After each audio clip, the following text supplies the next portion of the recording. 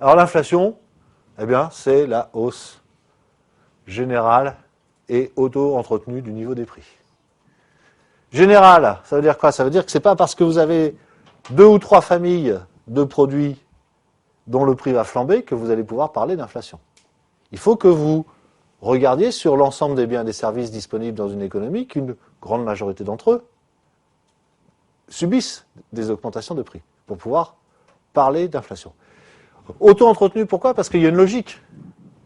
Les prix des produits et des demi-produits, si vous voulez, s'associent. Un demi-produit dont le prix augmente est incorporé dans un produit dont le prix va augmenter aussi.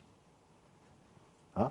Ce prix qui va augmenter va, au bout d'un moment, aboutir sur des revendications salariales des salariés pour conserver leur pouvoir d'achat, puisque les prix augmentent. Donc les salaires vont augmenter, ça va faire augmenter les coûts des entreprises, et donc, à nouveau, les prix. Hein? Donc on est plutôt dans une mécanique avec l'inflation, c'est d'ailleurs tout le problème, de bouclage, en fait, hein, et donc l'inflation appelle l'inflation. Et si on ne fait rien pour l'enrayer, eh bien, le mécanisme ne s'arrête pas. Donc, définition extrêmement simple. On peut dire aussi, ce sont deux équivalents, que l'augmentation générale du niveau des prix dans un pays, eh bien, correspond à la baisse de la valeur interne de sa monnaie. Je peux dire que le prix des produits en moyenne a augmenté de 10%, ou je peux dire que la valeur de ma monnaie a baissé de 10%. Je dis la même chose. Hein, ce sont deux transcriptions différentes du même phénomène. Alors, la désinflation, on a défini l'inflation. La désinflation, contrairement à ce que beaucoup de gens pensent, la désinflation, ce n'est pas de l'inflation négative. C'est le simple ralentissement du rythme de l'inflation. Désinflation.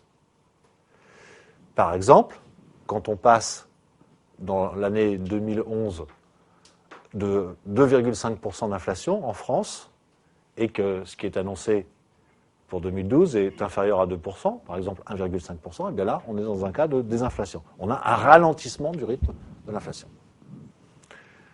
À ne pas confondre donc avec la déflation, la terrible déflation. Je pense qu'on insiste beaucoup sur l'inflation. Le mal pire que l'inflation, c'est la déflation. Il faut avoir beaucoup à craindre des baisses de prix généralisées parce que ça veut dire qu'il n'y a plus d'activité économique. C'est toujours synonyme d'une panne de l'activité économique. Alors la déflation, elle désigne la baisse du niveau général des prix. Et donc là, on a des indices de prix qui sont négatifs. Les évolutions des indices de prix sont négatives. Donc, inflation, désinflation et déflation. Inflation négative qui est synonyme de baisse de l'activité économique. Hein, donc vous devez maîtriser, être à l'aise avec ces trois termes-là, parce que c'est les connaissances minimales à avoir sur la notion.